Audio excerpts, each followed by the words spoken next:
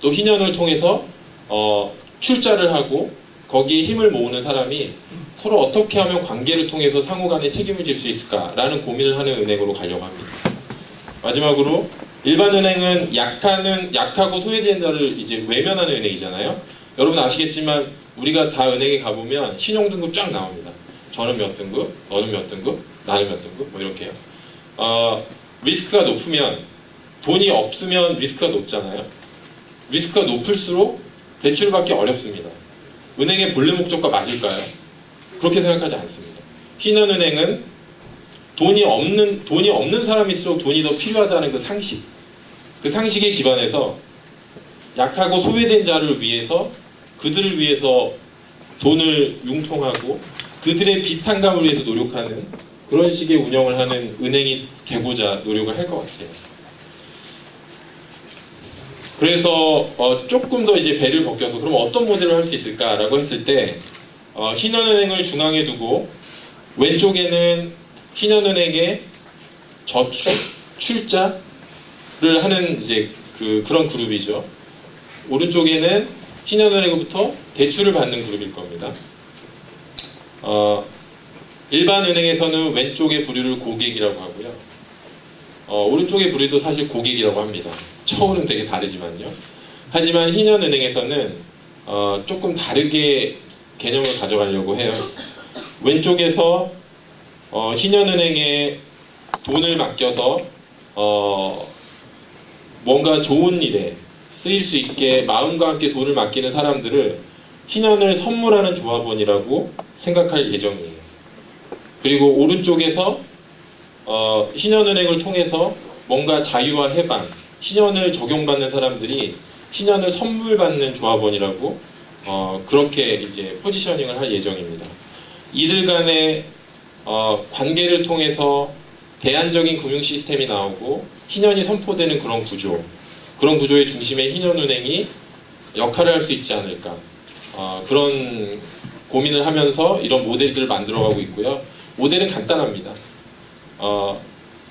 선한 마음과 신한의 정신을 가진 사람들, 그런 사람들의 돈을 모아서 정말 신한의 선원이 필요한 청년들에게 그들에게 해방과 자유를 선언하겠다. 그런 것을 돈의 흐름을 통해서 해보겠다. 돈을 통해서 회복하겠다. 그런 것들을 이제 이 모델에 담고 있고요. 이 모델은 계속해서 발전해 나갈 예정입니다. 결국은 이런 은행이 되려면 어떻게 보면 비상식적일 수도 있고 어떻게 보면 이상적일 수도 있는데 이런 은행이 되려면 되게 중요한 가치들이 몇 가지가 있는데요. 첫 번째, 돈을 맡긴 고객님 이런 개념이 아니라 그 사람의 마음과 그 사람의 의지와 뜻과 이런 것들을 돈과 함께 맡긴 그 수탁자에 대한 의무, 위탁자에 대한 의무 그런 것들이 가장 중요하다고 생각합니다. 그래서 신한은행이 가장 강조하는 첫 번째 가치는 청지기 정신. 그것은 이제 기독교인들은 잘 아실 텐데요. 결국은 마치 지금 시중은행들이 내 돈을 굴리듯이 하는 것이 아니라 돈을 맡긴 사람들의 그 뜻과 목적을 그대로 실현해내야겠다라는 그 청지기 정신을 굉장히 중요하게 보고 있고요. 일반 은행보다도 더욱더 약하고 소외된 사람들을 위한다면 당연히 일반적인 관점에서 리스크가 더 높겠죠. 하지만 그것이 높더라도 해야 될 일이라면 사명으로 가져가야 될 일이라면 그런 위험성은 조금 더 탁월하게 실력을 가져가는 것으로 해결하겠다. 그래서 탁월성이 두 번째 가치입니다. 나머지 가치들도 굉장히 중요한데 조금 넘어갈게요. 이런 가치들을 가지고 신한은행은 이제 운영이 될 거고요. 그래서 처음에는 청년들 중에 고금리 부채에 허덕이는 청년들에게 무이자 전환대출을 하는 사업을 하게 될 것입니다.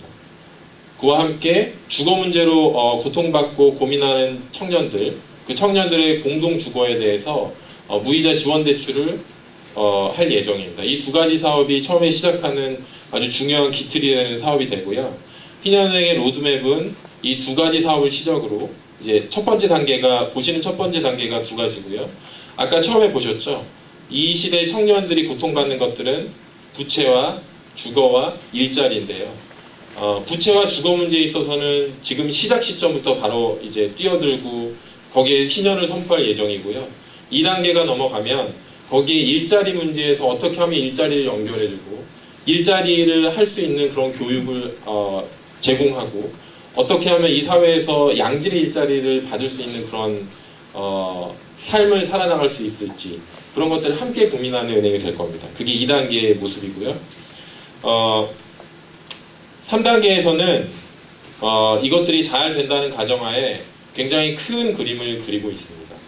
여러분들 아시겠지만 희년이 구현되는 사회라는 것은 단지 어떤 하나만 가지고 이루어지는 것이 아니잖아요. 희년함께가 앞에서 말씀드렸듯이 토지에 대해서도 노동에 대해서도 부채에 대해서도 금융에 대해서도 여러 가지를 계속해서 확장하는 이유는 뭔가 더 확장해서 해보려 하는 것이 아니라 이 시대의 희년에 대한 열망이 더욱더 강해지고 그 열망을 가진 사람들이 점점 더 많아지기 때문이라고 생각합니다.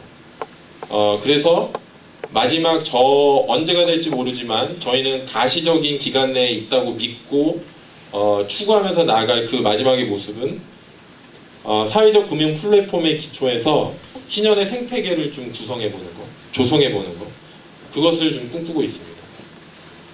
이런 은행이 가능하다면 여기 있는 여러분들처럼 점점 더 많은 사람들이 거기에 공감하고 동의하고 희년의 마음을 가지고 희년을 선언하기 원하는 사람들이 점점 더 늘어난다면 희년은행을 통해서 조금씩 임팩트, 영향력들이 넓어지지 않을까 싶습니다. 단기적으로는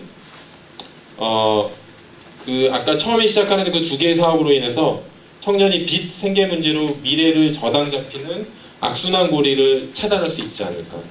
조금씩 그런 청년들이 많아질 수 있지 않을까라는 생각을 하고요. 그러면서 조금씩 희년은행의 틀을 대안적인 금융 시스템의 틀을 계속 갖춰나가면서 미션과 가치를 계속해서 지켜나가다 보면 그 다음으로는 희년의 정신을 담은 관계 중심의 금융 시스템이라는 어떤 개념, 그런 시스템이 이 사회에 작지만 뿌리 내리고 실체로 존재할 수 있지 않을까. 그 영향까지 갈 수 있지 않을까라는 생각이고요. 가장 멀리는 대안적인 자본의 흐름을 만들어내고 그런 흐름과 구조의 변화를 통해서 희년의 생태계를 구현하는 것. 이것들을 꿈꾸고 있습니다. 마지막으로 이제 거의 끝나가는데요. 제가 끝나기 전에 한마디 말씀을 드리면 굉장히 어떻게 보면 이상할 수 있고 이상적이고 좀 어려울 수 있지 않습니까? 아까 제 직업과 제 자격과 전문성을 말씀을 드렸는데 제가 그것을 하고 나니까 뭐 그런 게 있구나라고 하지만 그것을 하기 전에 그런 걸 하겠다고 했을 때 약간 좀 이상하다고 얘기를 하더라고요. 그런 걸 어떻게 하고 그런 게 어디에 있는지를 모르니까요. 대표적인 예가 또 오늘 이제 제가 회사에서 저희 팀 구성원들에게 이런 강의를 해요 라는 얘기를 했더니 이상한 강의를 하시는군요 라는 얘기를 하시더라고요. 그래서 뭐 안정권 CSO님 이상한 강의 하러 가시더라고요 라고 얘기를 해요. 그래서 이상한 강의 하고 올게요 이랬거든요. 여기 계신 여러분도 다 똑같습니다. 이상한 강의 하는 사람한테 이상한 강의 듣고 있는 여러분도 굉장히 이상한 사람이죠. 예, 그런 사람이 이 시대에 정말 필요하다고 생각합니다. 그게 2000년 전에 예수가 일반 사람들, 특히 욕심 아니면 뭐 율법이나 이런 걸 통해서 권위를 가지고 있던 사람들이 예측하지 못하던 방식으로 문제를 해결해내고 예측하지 못하던 방식으로 억눌린 그 사람들을 자유와 해방으로 이끌어냈던 그런 방식. 그래서 그 사람들이 예수 보고 미쳤다, 이상하다 했던 그 방식. 그 방식이 2000년 후에 지금도 여전히 통할 수 있다고 제가 믿기 때문에 이상한 강의를 하러 왔고요. 그걸 믿기 때문에 여러분들이 이상한 자리에 지금 와 계신 거라고 생각하거든요. 제가 경험을 통해서 하나 느꼈던 건 뭐냐면 제가 굉장히 삶을 통해서 굉장히 이상한 건 아니지만 나름 이상한 선택을 했었어요. 뭐 예를 들면 굉장히 우리나라에서 알아주는 직장을 다니다가 때려치고 별로 이상한 직장으로 옮긴다든지 연봉도 한 40% 깎고요. 근데 그럴 때만 그런 얘기해요. 잘 생각해라. 제가 이제 가족도 있을 때거든요. 잘 생각해라. 뭐 이런 조언들이 있어요. 외롭다. 이게 맞는 길인가? 뭐 하잖아요. 근데 선택을 한번 하잖아요. 그 선택을 한번 딱 해서 그쪽 문을 딱 열면 무더기로 그런 사람들이 있어요. 무더기. 다 똑같은 사람. 이런 사람들하고 막 있다가 그래도 이건 안 되겠어. 막 어떤 영역으로 또 가요. 근데 안 되겠어 하면서 하다가 이게 바보 같은 근데 뭐 실패하다 어쨌든 해보자라고 또 다른 문을 열면 거기에 무더기로 이미 왔어? 이런 사람들이 있는 거예요. 여러분들도 지금 여기 있는 여러분들도 많건 적건 강하건 약하건 그런 경험을 하고 오신 분들이기 때문에 이 자리에 모였다고 봐요. 여러분들이 한 분 들어오셨는데 여기에 우리가 지금 자리가 꽉 차게 있는 거잖아요. 저는 여기서 희망을 봅니다. 그 희망을 청년들에게 주고 싶은 거예요.